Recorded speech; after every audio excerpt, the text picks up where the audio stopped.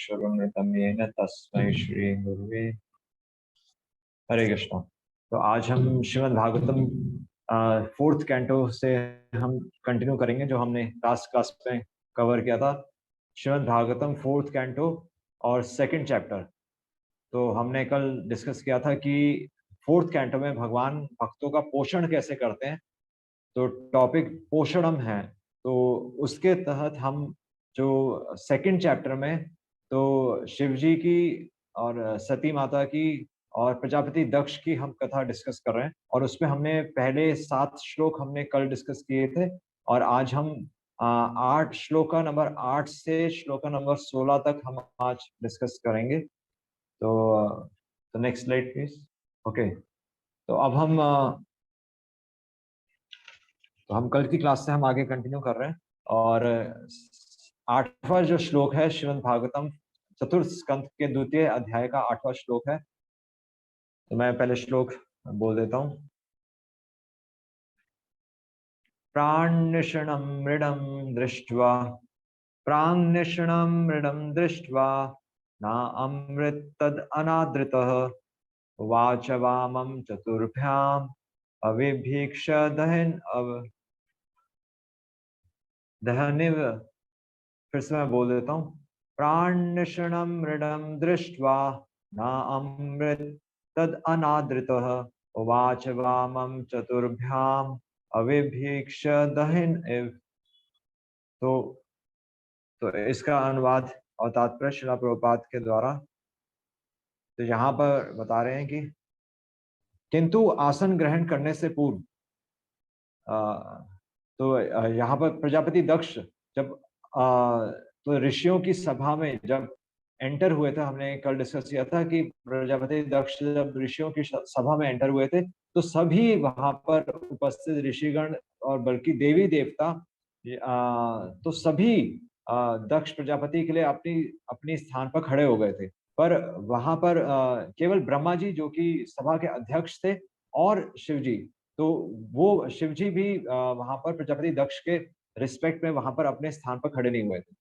तो वहां से अब आगे यहाँ पर मैत्रेय मुनि और विदुर जी का जो संवाद है, तो मैत्रेय मुनि बता रहे हैं कि किंतु आसन ग्रहण करने से पूर्व शिव को बैठे हुए और उससे सम्मान न प्रदर्शित करते हुए देखकर राजा दक्ष ने इसे अपना अपमान समझा।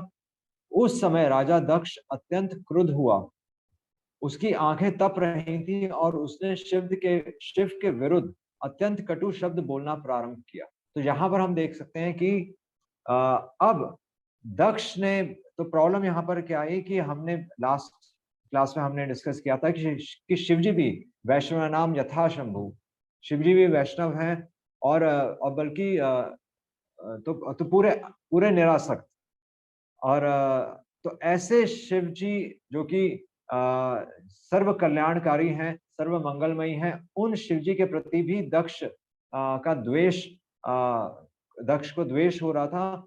क्योंकि तो प्रॉब्लम क्या थी यहाँ पर कि दक्ष प्रजापति ने, हालांकि शिव जी की पोजीशन दक्ष प्रजापति से ऊपर है और शिव जी भगवान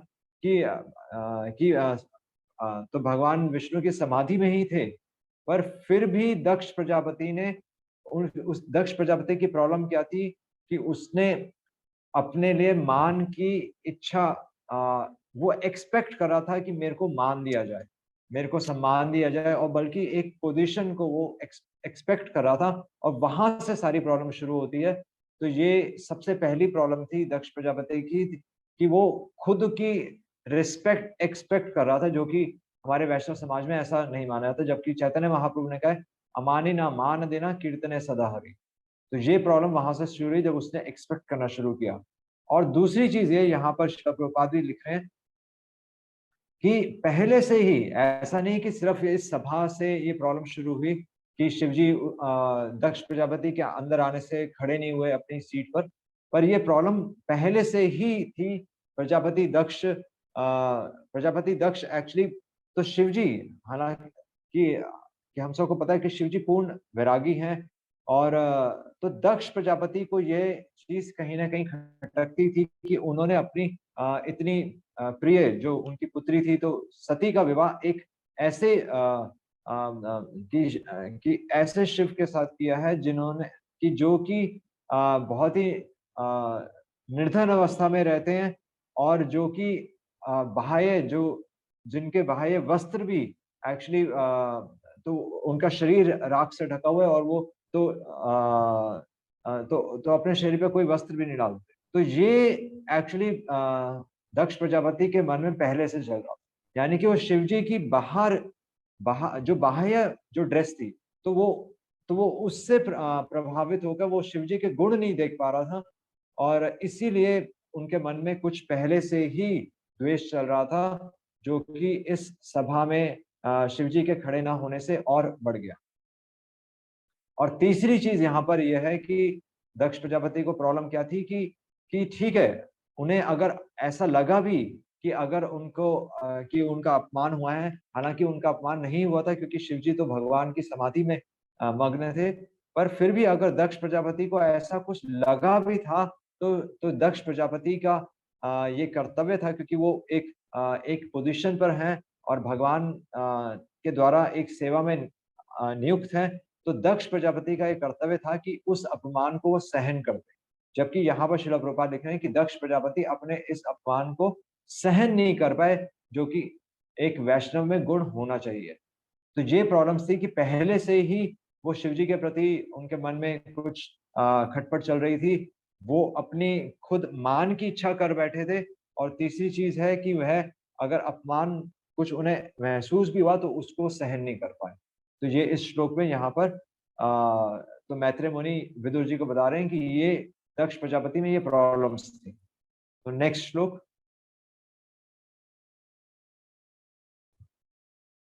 ओके, तो नेक्स्ट 9th श्लोक पे हम देखते हैं, श्रूयताम ब्रह्म ऋषयो में सह देवः सहाग्नया साधूनां ब्रुवत वृत्तिम न ज्ञानान्न च मत्सरात्।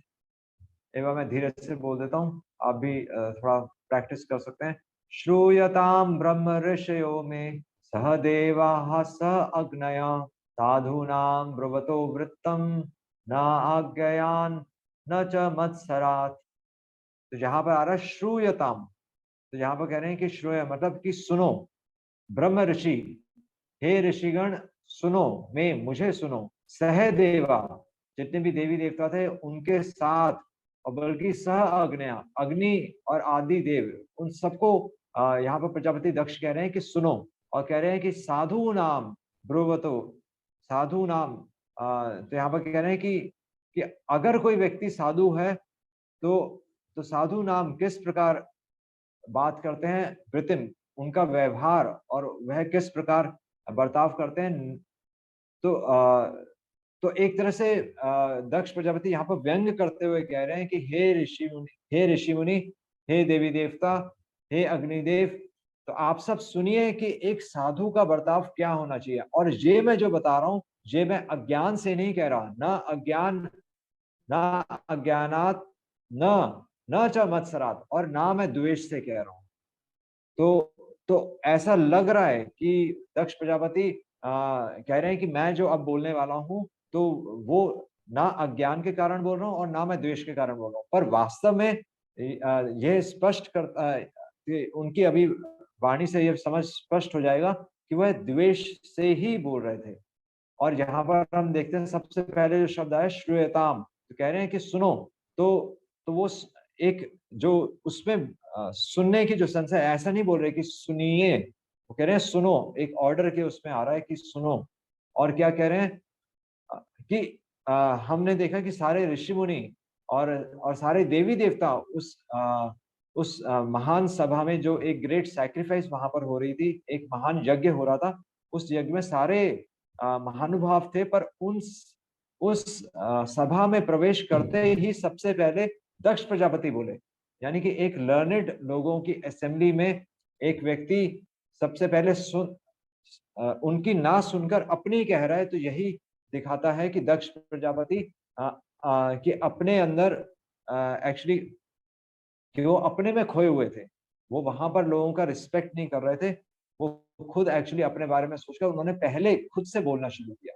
तो ये भी हमें बताता है कि उनके जो जो उनके बोलने की चेष्टा थी वो सही नहीं थी। और जहाँ पर अगर हम ये एनालाइज़ करें कि क्या दक्ष प्रजापति द्वेष से बोल रहे हैं या द्वेष से नहीं बोल रहे हैं, एनवियस थे या नहीं थे, तो हम देख सकते हैं कि इस श्लोक में भी कि बड़े ही चतुर तरीके से दक्ष प्रजापति कह रहे हैं कि मैं साधुओं के लक्षण बताने जा रहा हूँ। तो यानी कि वो एक टैक्टिक्स से एक एक ट्रिक से बोल रहे हैं और यानी कि उनके अंदर कुछ और है और बाहर कुछ और दिखा रहे हैं। तो ये वो तभी हो सकता है जब उनके अंदर द्वेष हो। और दूसरी चीज़ कि वह ये जानते थे उस सभा में जब वह प्रवेश किए, तो वह जानते थे कि वह जानते थे कि वहाँ पर शिव जी बैठे हुए हैं और वह शिव जी के विरुद्ध बोलने जा रहे हैं। तो तभी वो कह रहे हैं कि मैं ना तो अज्ञान से बोल रहा हूँ और ना मैं द्वेष से बोल रहा हूँ। यानी कि उन्हें पता है कि ऐसा लोग कल को कहेंगे कि आप अज्ञान से बोल रहे हो और आप द्वेष से बोल रहे हो। इसलिए वो पहले से उनको पता है कि मैं जानबूझकर यहाँ पर ये विषय को लेकर आ रहा हूँ, तो उसके पीछे यानी कि द्वेष है। और दक्ष प्रजापति शिव जी के बारे में, चरित्र के बारे में भी पूर्ण रूप से जानते थे, क्योंकि वो तो उनके दामाद ही थे। तो बाहर से वो उनकी ड्रेस से उनको प्रॉब्लम थी, पर उनके चरित्र के बारे में उनको कोई शंका नहीं थी। शिव जी का जो स्पॉटलेस कैरेक्टर था, वो दक्ष प्रजापति को पहले से पता था। और इसीलिए क्योंकि उनका बोलने का जो आधार है, वो द्वेष था, इसीलिए वह शिव जी को सही से जज नहीं कर पाए।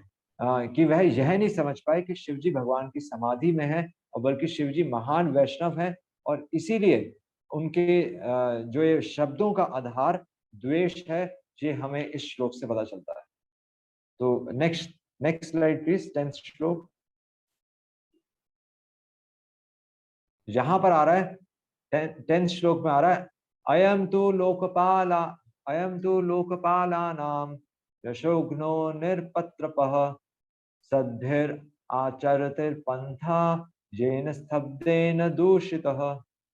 फिर से मैं बोल देता हूँ, अयम तो लोकपालानां यशोघ्नो निरपत्रपः सद्भिर आचरित पंथा येन स्तब्धेन दूषितः। तो जहां पर आ रहा है आ, तो इसका आ रहा है कि अयम अयम यानी कि शिव जी के बारे में बोल रहे हैं। अयम तू कि लेकिन शिव जी लोकपाला नाम, तो लोकपाला नाम के बारे में आ रहा है कि वो सृष्टि के लोकपाल हैं। हालांकि शिव जी एक सृष्टि के अ, मतलब एक एग्जॉल्टेड पोजीशन पे हैं, पर यशोग्नो, पर वो यश को डुबो रहे हैं। और बल्कि निरपत्रपः, निरपत्रपः का अर्थ शिला प्रभुपाद लिख रहे हैं शेमलेस, कि बल्कि वो अपनी पोजीशन को कि एक सभा में दक्ष प्रजापति कह रहे हैं कि मेरा सम्मान ना करके, तो शिव जी ने एक्चुअली यश का, अपनी पोजीशन का उन्होंने तो अपनी पोजीशन को उन्होंने डुबो दिया, अपने यश को उन्होंने अपयश में कन्वर्ट कर दिया और निरपत्रपः, बल्कि अपने गुणों को भी उन्होंने अपने तथा दक्ष प्रजापति के अनुसार शिव जी अपने अवगुणों को समाज के सामने प्रकट कर, और इसलिए कह रहे हैं सद्भिर आचरतः, कि सभा के बीच में, सद्भि सभा में मौजूद उपस्थित जो सभी देवी देवता उन सब के बीच में आचरतः, तो उनका आचरण पंथा, जो उनके द्वारा जो रास्ता अपनाया गया है, बाय whom, शिव जी के द्वारा स्तब्धेन दूषितः, तो कह रहे हैं कि स्तब्धेन यानी कि आचरण विहीन द्वारा दूषित, वो दूषित हो गया है। तो यहाँ पर कह रहे हैं कि शिव जी ने लोकपालकों के नाम तथा यश को धूल में मिला दिया है और सदाचार के पद को दूषित कर दिया। निर्लज होने के कारण उन्हें इसका पता नहीं है कि किस प्रकार से आचरण करना चाहिए। तो ये दक्ष प्रजापति शिव जी पर अब सीधा सीधा आरोप लगा रहे हैं कि हालांकि वो लोकपाल की पोजीशन पर है, पर उन्होंने यश को अपयश में कन्वर्ट कर दिया है, तो वह लज्जा रहित हो गए हैं और एक सभा में किस प्रकार आचरण करना चाहिए, ये उन्हें समझ में नहीं आ रहा। तो यहाँ पर श्रीला प्रभुपाद एक्चुअली यहाँ पर भक्ति परक व्याख्या लिख रहे हैं कि ऐसा लग रहा है हमें कि दक्ष प्रजापति शिव जी का निरादर कर रहे हैं, पर भक्त का कर्तव्य क्या होता है?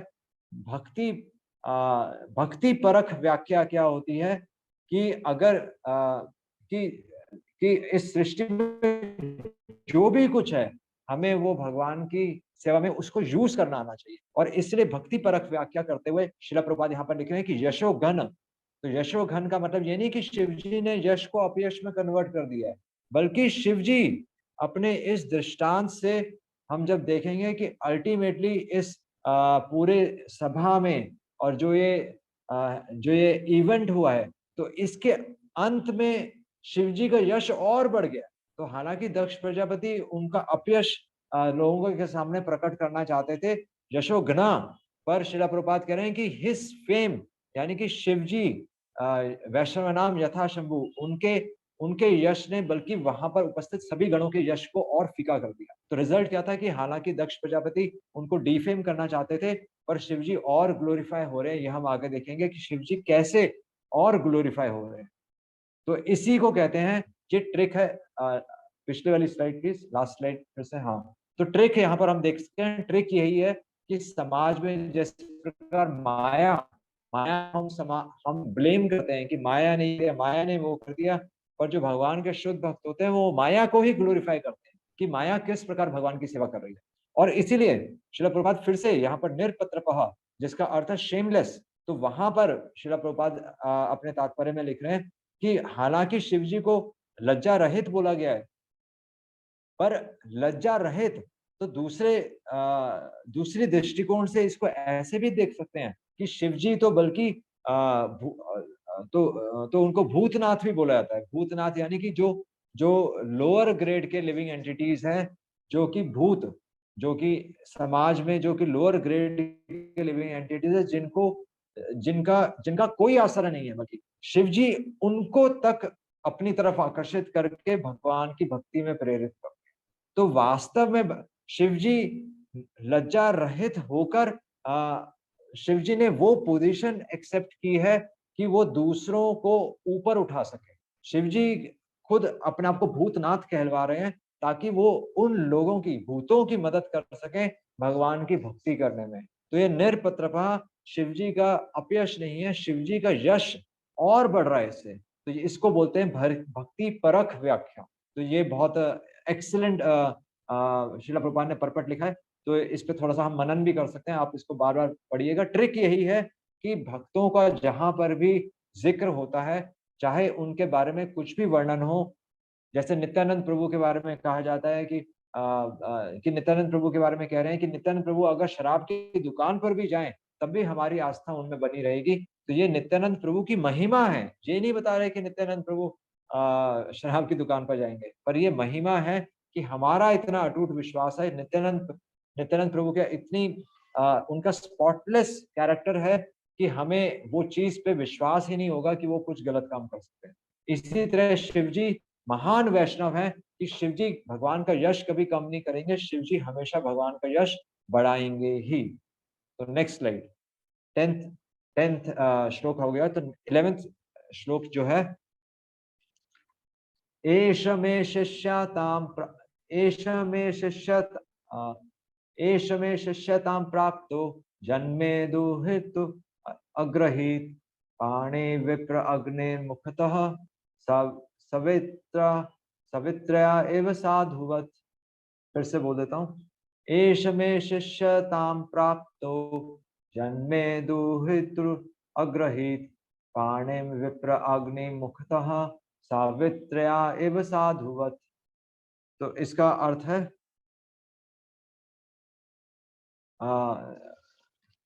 तो यहाँ पर बता रहे हैं कि एश एश यानी कि शिव जी के बारे में कह रहे हैं कि एश में मतलब मेरी, शिष्यताम, तो यहाँ पर कह रहे हैं कि शिव जी के बारे में कह रहे हैं कि ये जो शिव हैं इन्होंने मेरे को, तो शिष्यताम, इन्होंने मेरी अधीनता को स्वीकार किया है। प्राप्त हो, शिव जी ने कैसे, दक्ष प्रजापति कह रहे हैं कि इन्होंने कैसे मेरी शिष्यता यानी मेरी अधीनता को स्वीकार किया है। जन्म में कि क्योंकि मैं दुहितुर दुहितुर यानी कि मेरी पुत्री को, अग्रही मेरी पुत्री को शिव ने एक्सेप्ट किया है। दक्ष प्रजापति कह रहे हैं कि मेरी पुत्री को इन्होंने एक्सेप्ट किया है। पाणी तो बल्कि उनका हाथ, पाणी उनका हाथ विप्र अग्नि, ब्राह्मणों तथा अग्नि के सामने, मुखतः उनके सामने सावित्री जैसी साध्वी, इस साध्वी को स्वीकार करके उन्होंने मेरी शिष्यता को स्वीकार किया, मेरी अधीनता को स्वीकार किया। तो यहाँ दक्ष प्रजापति कह रहे हैं कि ये शिवजी मेरे से, हाँ, मतलब वो प्रूफ करने की कोशिश कर रहे हैं सभा में कि शिवजी को उनको रिस्पेक्ट देनी चाहिए थी। और दक्ष प्रजापति ये सभा में साबित करना चाहते हैं कि मैं सुपीरियर हूँ। शिष्यताम कह रहे हैं कि शिवजी को कह रहे हैं कि शिवजी की पोजीशन नीचे है और मेरी पोजीशन ऊपर है। तो एक्चुअली हम ये देख सकते हैं कि इस श्लोक में भी, हालांकि दक्ष प्रजापति कह रहे हैं कि शिवजी नीचे हैं, पर शिवजी ऐसा नहीं कह रहे कि शिवजी वहां पर जस्टिफाई नहीं कर रहे कि मैं क्यों बैठा हूं। शिवजी तो वहां पर जो कुछ हो रहा है उसको तो विनम्र भाव से और दीनता के भाव से सिर्फ सुन रहे हैं। तो ये एक भक्त की महानता होती है। भक्त कभी भी अपने आप को सीनियर नहीं मानता। भक्त हमेशा जो भी हो गया तो उसको भगवान की इच्छा समझकर उसको स्वीकारता है। तो ये शिव जी का ग्लोरिफिकेशन है और शिव जी के ग्लोरिफिकेशन से भगवान विष्णु का ग्लोरिफिकेशन। तो ये हम इस श्लोक से देख सकते हैं। और तो नेक्स्ट श्लोक प्लीज, 12th श्लोक। यहाँ पर 12th श्लोक है। तो श्लोक है इस प्रकार, गृहीत्वा मृगशाव अक्षया पाणिम मर्कट लोचनः प्रत्युत्थाना भिवाद भिवाद अर्हे वाचाप्य कृत नोचिताम नोचितम। फिर से श्लोक बोलता हूँ, गृहीत्वा मृगशावाक्षयः पाणिम मर्कट लोचनः प्रत्युत्थानम अभिवादा विवादा अर्हे वाचाप्यकृत नोचितम। यहाँ पर कह रहे हैं गृहीत्वा। तो गृहीत्वा यानी कि ग्रहण करके, ग्रहण करके किसको ग्रहण करके? मृग, मृग शव, मृग के बच्चे की तरह अक्षया, जिसकी जिनकी आंखें हैं। तो यहाँ पर सती के बारे में कह रहे हैं, दक्ष प्रजापति सती के बारे में कह रहे हैं कि शिवजी ने किसको ग्रहण किया? तो मृग के बच्चे के समान जिसकी आंखें हैं उस सती को इन्होंने ग्रहण किया, उनके हाथ को ग्रहण किया। और और कह रहे हैं मरकट लोचना। तो मरकट मरकट लोचन कह रहे हैं कि और खुद शिव की आंखें कैसी हैं? कि बंदर जैसी आंखें हैं। तो वहां पर मतलब उनका उपहास कर रहे हैं दक्ष प्रजापति। हम देख रहे हैं कि जैसे जैसे दक्ष प्रजापति अपने बारे में सोचते जा रहे हैं वैसे वैसे वो उनका ऑफेंस बढ़ता जा रहा है और वो सीधा सीधा भगवान के लिए भगवान शिव के लिए अपशब्द यूज कर रहे हैं। वो कह रहे हैं मरकट लोचन यानी कि बंदर जैसी आंखें हैं उनकी, और उन्होंने मेरी जो हिरण जैसी, हिरण के बच्चे जैसी जिसकी आंखें, उस सती को इन्होंने ग्रहण किया है।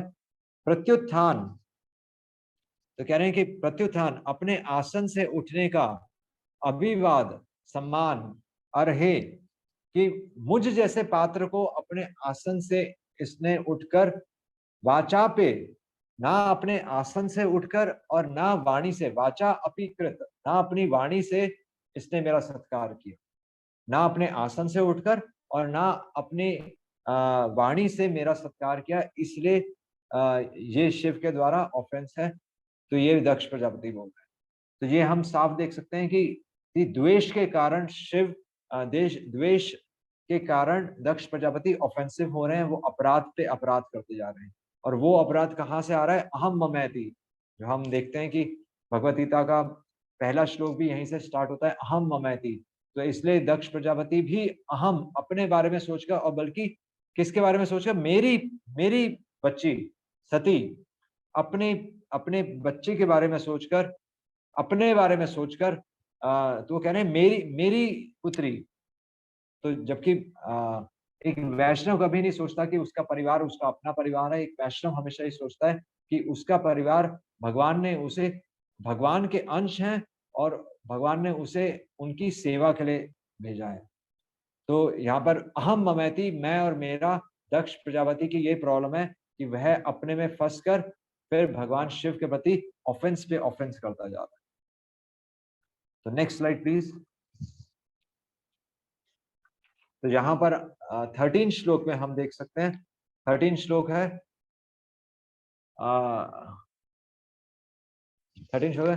लुप्त क्रियाया शुचये मानिने भिन्से तवे अनिच्छन्नपि आदाम्बालाम शूद्राय एव उशतिम गिरम। फिर से मैं बोल देता हूँ। लुप्त क्रियाया शुचये मानिने भिन्से तवे अनिच्छन्नपि अदाम्बालाम शूद्राय एव उशतिम गिरम। तो यहाँ पर बता रहे हैं कि लुप्त, तो कह रहे हैं लुप्त क्रियाया मतलब कि शिष्टाचार, अपनी क्रिया का आचरण ना करते हुए, लुप्त क्रियाया मतलब अपनी क्रिया से शिष्टाचार का पालन ना करते हुए अशुचेय, क्रियाया अशुचेय, अशुचेय मतलब कि अशुद्ध, अपवित्र हो गए, अपनी क्रिया जो प्रिस्क्राइब्ड है उसका पालन ना करते हुए शिव, प्रजापति दक्ष कह रहे हैं कि शिव शुद्ध हो गए हैं, अपवित्र हो गए हैं। और कह रहे हैं मानी ने सभी मर्यादाओं का भंग करके भिन्न से तवे, बल्कि अपने मान का घमंड करते हुए भिन्न से तवे, तो अपनी मर्यादाओं का भंग करते हुए अनिच्छन अपि अदाम बालम, और बल्कि ना चाहते हुए भी कह रहे हैं कि तो दक्ष प्रजापति कह रहे हैं कि ये सब मैं समझ रहा हूं, और ना चाहते हुए भी मैंने अपनी पुत्री को शूद्राय एव, शूद्र के समान कि मैंने अपने इस पुत्री को मैंने फिर भी अपनी इस पुत्री को दान में दिया। और यहाँ पर उदाहरण दे रहे हैं कि जिस प्रकार एक शूद्र को शूद्र एव उशतिम गिरम, एक शूद्र को वेदों का पढ़ने का अधिकार नहीं होता, आ, आ, तो ये उदाहरण दे रहे हैं और कह रहे हैं कि शिष्टाचार के सभी नियमों को भंग करने वाले इस व्यक्ति को अपनी कन्या प्रदान करने की मेरी तनिक भी इच्छा नहीं थी। वांछित विधि विधानों का पालन ना करने के कारण यह अपवित्र, किंतु इसे अपनी कन्या प्रदान करने के लिए मैं उसी प्रकार बाध्य हो गया, अपनी कन्या को मैंने देने के लिए उसी प्रकार बाध्य हो गया जिस प्रकार किसी शूद्र को वेदों का पाठ पढ़ाना पड़े। कि एक व्यक्ति जो शूद्र है, जो अपना जो केवल अपने अपने चमड़ी से अटैच्ड है, जो केवल हमेशा शोक करता रहता है, शूद्र की परिभाषा है जो हमेशा केवल शोक करता रहता है, तो एक शूद्र को वेदों का पढ़ने का अधिकार नहीं है। तो फिर भी उसके कल्याण के लिए उसको वेदों का मैसेज पढ़ाया जाता है। तो यहाँ पर दक्ष प्रजापति कह रहे हैं कि उसी प्रकार ना चाहते हुए भी मैंने अपनी पुत्री को शिव जी को दिया, और शिव जी ने बल्कि क्या किया, लुप्त क्रियाया, कि इन्होंने तनिक भी अपने शिष्टाचार के नियमों का पालन नहीं किया, और बल्कि घमंड के कारण उन्होंने भिन्न सेतवे, उन्होंने सभी मर्यादाओं को भंग किया। तो यहाँ पर हालांकि हम देख सकते हैं कि दक्ष प्रजापति वो वेदों का जो उदाहरण दे रहे हैं कि वेद को पढ़ने के लिए एक शूद्र योग्य नहीं है, पर वह खुद एक्चुअली दक्ष प्रजापति खुद इतने एग्जॉल्टेड पोजीशन पर होकर भी वह शिव जी को, एक वैष्णव को नहीं पहचान पाए। तो ये हम देख सकते हैं कि किस प्रकार जब हम अपने में आसक्त हो जाते हैं या अपने में हम खो जाते हैं, तो हम वैष्णवों को भी हम नहीं पहचान पाएंगे। और बल्कि शिव जी की वो आउटवर्ड एक्सटर्नल ड्रेस को देख रहे हैं और वो उनके गुणों को नहीं देख पा रहे। तो ये हमें देखना है। और यहाँ पर इससे ये भी पता चलता है कि दक्ष प्रजापति यहाँ पर अपना मत बता रहे हैं। दक्ष प्रजापति कहीं पर कोई प्रमाण नहीं दे रहे। दक्ष प्रजापति जहां पर जो भी इल्जाम लगा रहे हैं या जो भी शिवजी के विरुद्ध जो कह रहे हैं, वो कह रहे हैं कि मेरे अनुसार, और इसलिए दक्ष प्रजापति की जो बातें हैं वो बिल्कुल भी सत्य नहीं है, और ये हम आगे देख सकते हैं। इसलिए दक्ष प्रजापति को वैष्णव अपराध लगा। और इससे हमें ये भी पता चलता है कि जैसे जैसे दक्ष प्रजापति सभा में सबके सामने बोल रहे हैं, तो यहाँ पर आता है कि अगर एक किसी मूर्ख को पहचानना हो तो तब तक उसको नहीं पहचान सकते जब तक वह बोलना ना शुरू करे। तो हम देख सकते हैं कि दक्ष प्रजापति हालांकि वो सूर्य के तेज के समान उस सभा में एंटर किए थे और उन्होंने सबका तेज फीका कर दिया था, पर जैसे जैसे वो ये शब्द बोलते हैं वो दिखा रहे हैं सभा में कि वह कितने ज्यादा मूर्ख है। और जितना ज्यादा बोल उतना ज्यादा लोगों को पता चल रहा है कि ये तो मूर्ख है और शिव जी को ही वो डिफेम कर रहे हैं। तो इसलिए एक मूर्ख व्यक्ति की पहचान होती है कि वह विद्वानों के बीच में अपना मुंह खोलता है। एक सभ्य व्यक्ति, एक समझदार व्यक्ति हमेशा शांत रहता है, चुप रहता है, जो कि हमें नजर आ रहा है कि शिव जी कोई जस्टिफिकेशन नहीं दे रहे। इसलिए व्यक्ति को शांत रहकर ही वो बोल सकता है। तो ये यहाँ पर एक और मैसेज बहुत स्पष्ट बताया गया है। नेक्स्ट श्लोक 14। तो यहाँ पर ये श्लोक है, तो 14 और 15 श्लोक एक साथ हैं। प्रेतावासेषु घोरेषु प्रेतैर्भूतगणैर्वृतः अत्यत उन्मत्तवन् नग्नो युक्तकेशो हसन् रुदन् चिताभस्मकृत स्नानः प्रेत प्रेत प्रेतस्रन् अस्थिभूषणः शिवापदेशो हि शिवो मतो मतजनप्रियः पतिः प्रमथ नाथानां तमो मात्र आत्मक आत्मनाम। तो यहाँ पर ये जो श्लोक है, तो मैं इसका पहले अनुवाद मैं बता देता हूँ। प्रेतावासेषु, तो यहाँ पर आ रहा है प्रेतावासेषु, तो शमशान में। तो शिव जी के बारे में दक्ष प्रजापति और बोल रहे हैं कि उनके आउटवर्ड, उनके जो बाह्य जो ड्रेस के बारे में बता रहे हैं कि ये शिव कौन है। तो कह रहे हैं कि प्रेतावासेषु, जहां पर प्रेत रहते हैं। तो शिव जी कहाँ रहते हैं? तो शमशान में रहते हैं। कह रहे हैं ये तो शमशान में रहते हैं। घोरेशु, और बल्कि इनका आउटवर्ड जो ड्रेस है बहुत डराने वाली है। घोरेशु बहुत ही भयंकर है। प्रेतैया, प्रेतई है भूत गणई वृतः, कि बल्कि प्रेतों के द्वारा और भूतों के द्वारा घिरे हुए रहते हैं। गणई वृत के द्वारा घिरे रहते हैं।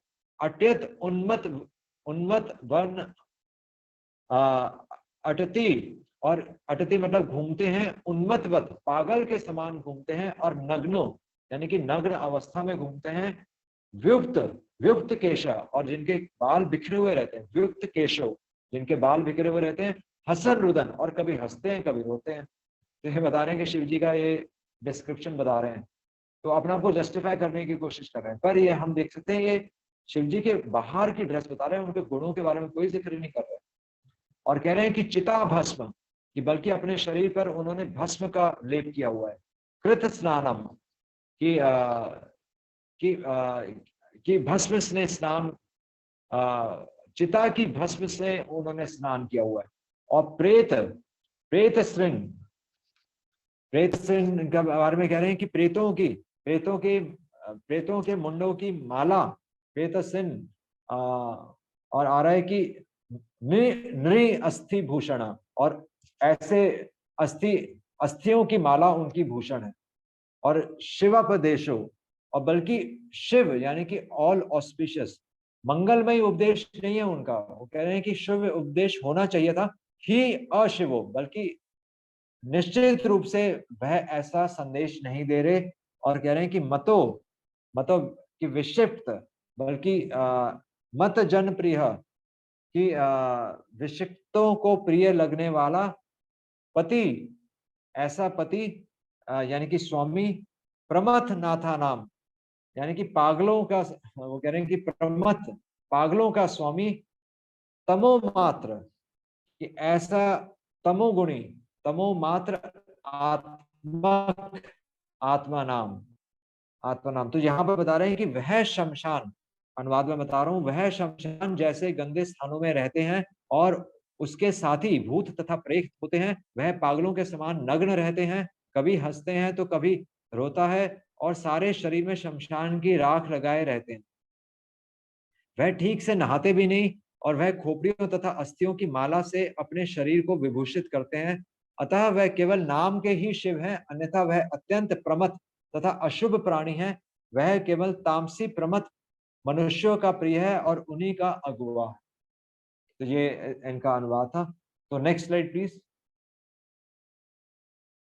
तो यहाँ पर हम देख रहे हैं कि हमें पता, तो ये दक्ष प्रजापति एक्चुअली शिव जी के बारे में जो अपयश बोल रहे हैं, तो उससे हमें पता चलता है कि दक्ष प्रजापति शिव जी के आंतरिक गुणों के बारे में ना देखकर उनके बाह्य ड्रेस के बारे में देख रहे हैं, और शिव जी किस प्रकार शिव हैं, यानी कि शिव की शिवत्व क्या है। तो वो श्रील प्रभुपाद अपने इस तात्पर्य में लिख रहे हैं, बहुत ही अच्छा तात्पर्य है, इसको हम पढ़ सकते हैं। प्रभुपाद लिख रहे हैं कि शिव जी कौन है? शिव जी वो हैं जिन्होंने रिस्पॉन्सिबिलिटी ली है, जिन्होंने चार्ज लिया है, उन्होंने रिस्पॉन्सिबिलिटी ली है कि वह पतित बल्कि भूत प्रेतों को वह उनका उद्धार करेंगे। तो भगवान का जो सबसे मुश्किल काम है, तो देवी देवताओं का उद्धार करना या पृथ्वी पर लोगों का उद्धार करना तो एक तरफ है, पर भूत प्रेतों का, जो कि कभी भगवान के पास नहीं आ सकते, उनका चार्ज शिव जी ने लिया है। यानी कि अपने स्वामी की चिंता को समझकर शिव जी उनकी सबसे बड़ी सेवा कर रहे हैं, खुद रिस्पॉन्सिबिलिटी लेकर। और दूसरी बात है कि इसमें उनका कोई पर्सनल इंटरेस्ट नहीं है, वह दूसरों के कल्याण के बारे में सोच रहे हैं, और बल्कि अपने एसोसिएशन से, अपने संग से वह उनको प्योर कर। तो ये है शिव की महानता, ये है शिव का शिवत्व, कि वह अपने एसोसिएशन से भूत प्रेतों को भी प्यूरिफाई कर रहे हैं। तो इसलिए उनका नाम भूतनाथ है। वह सबसे बड़ी सेवा कर रहे हैं। एक सेवक की सबसे बड़ी सेवा यही होती है कि वह अपने स्वामी की चिंता को दूर करता है, बल्कि अपने स्वामी पर लगाया हुआ हर ब्लेम वह अपने सर पर ले लेता है। और इसीलिए भगवान भूत प्रेतों की भी मदद कैसे करते हैं? तो शिव जी के द्वारा। और इसीलिए शिव जी की ये सेवा क्या है? Service without appreciation. वो सेवा कर रहे हैं, पर कोई उनकी तारीफ नहीं कर रहा। हम देख सकते हैं आज की तारीख में शिव जी के अनुयायी भी शिव जी को नहीं समझ रहे, और बल्कि वो शिव जी को कॉपी करते हुए वो नशा करते हैं, वह अनक्लीन रहते हैं, पर वास्तव में अगर देखा जाए तो शिव जी परम वैष्णव है। तो ये ग्लोरिफिकेशन है, दक्ष प्रजापति के माध्यम से ही ये ग्लोरिफिकेशन हो रही है। ये भी हम देख सकते हैं, दक्ष प्रजापति ने ये पॉइंट्स उठाए कि शिव जी अनक्लीन है, तभी हम शिव जी को ग्लोरीफाई कर पा रहे हैं, और भागवतम खुद शिव जी को ग्लोरीफाई कर रही है। ये एक्चुअली इसीलिए जो अमल महापुराण, जो ये भागवत पुराण को अमल महापुराण कहा जाता है, कि शिव जी का भी, शिव जी कौन है, शिव जी किस प्रकार पूजनीय है, ये भागवत महापुराण बता रहे हैं। तो इसलिए भागवत महापुराण अमल महापुराण, तो ये हम समझ सकते हैं। तो नेक्स्ट स्लाइड प्लीज। और तो यहाँ पर आज के हम लास्ट स्लाइड जो हम है, तो वो है तस्मा उन्माद नाथाय नष्ट शौचाय दुहृदय दत्तावत मया साध्वी चोदिते परमेष्ठिना। फिर से बोल देता हूँ एक बार। तस्मा उन्माद नाथाय नष्ट शौचाय दुहृदय दत्तावत मया साध्वी चोदिते परमेष्ठिना। तो यहाँ पर कह रहे हैं कि तस्मा, तो यहाँ पर बता रहे हैं कि तस्मा यानी कि शिव जी के बारे में कह रहे हैं कि तस्मा, उस शिव ने उन्माद नाथाया, उन्माद यानी कि पागलों का जो नाथ है, जो कि स्वामी है, नष्ट शौचाया, तो यानी कि समझ, उसने जो शुद्धता है, समस्त जो स्वच्छता है, उसको नष्ट करते हुए दूर हृदय और विकारों से जिसका हृदय भरा हुआ है, दत्ता प्रदान की गई, बत अहो बताओ, मया मेरे द्वारा प्रदान की गई साध्वी यानी कि सती। और कह रहे हैं कि चोदिते, कह रहे हैं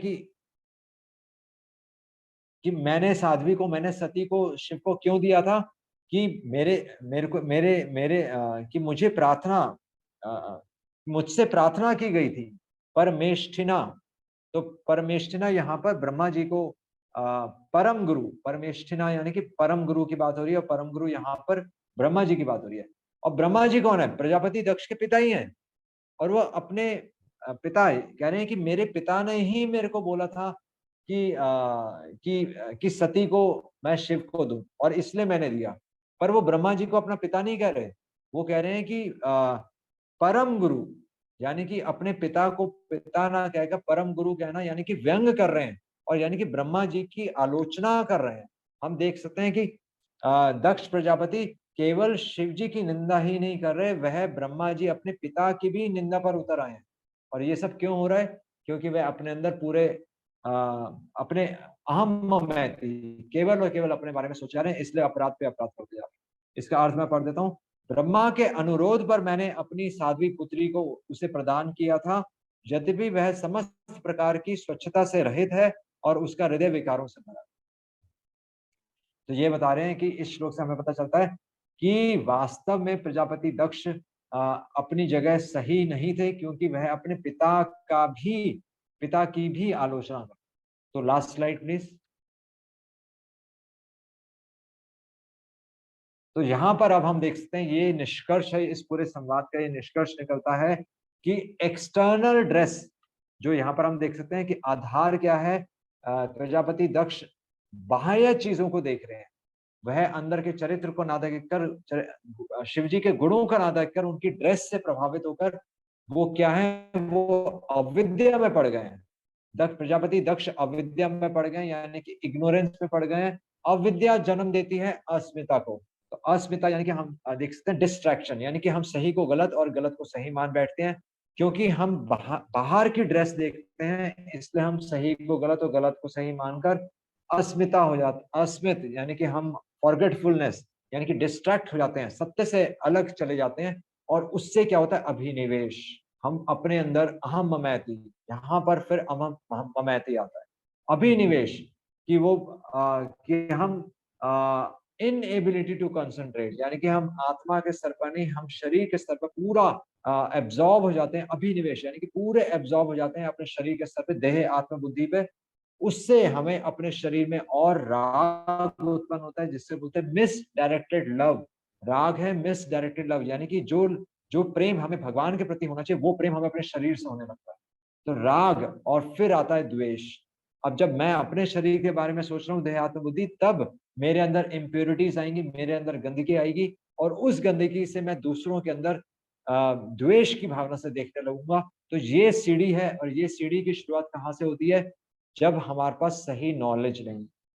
इसीलिए हम भागवत पढ़ रहे हैं, इसीलिए हम भगवत गीता पढ़ रहे हैं, इसीलिए हम श्रवण कर रहे हैं बार बार बार बार। हमें यही चीज को श्रवण करना है कि हम नॉलेज ले, नॉलेज से ही हम सही रास्ते को, सही पथ को हम अपनाएंगे, और हम यह समझ पाएंगे कि विद्या क्या है और अविद्या क्या है। क्योंकि एक बार हम अविद्या की सीढ़ी पर हमने चढ़ना शुरू किया, तो उसका अंत द्वेष पर होगा।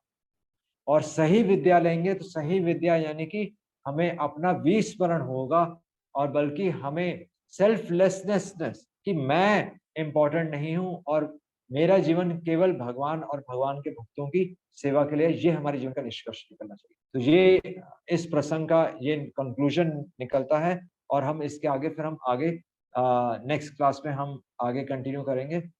सो अगर किसी का कोई प्रश्न है तो 2 मिनट हम प्रश्न ले सकते हैं। अदरवाइज आप सबका धन्यवाद, और हम फिर आगे नेक्स्ट क्लासेस में आगे श्लोकों से कंटिन्यू। हरे कृष्णा। श्रील प्रभुपाद की जय।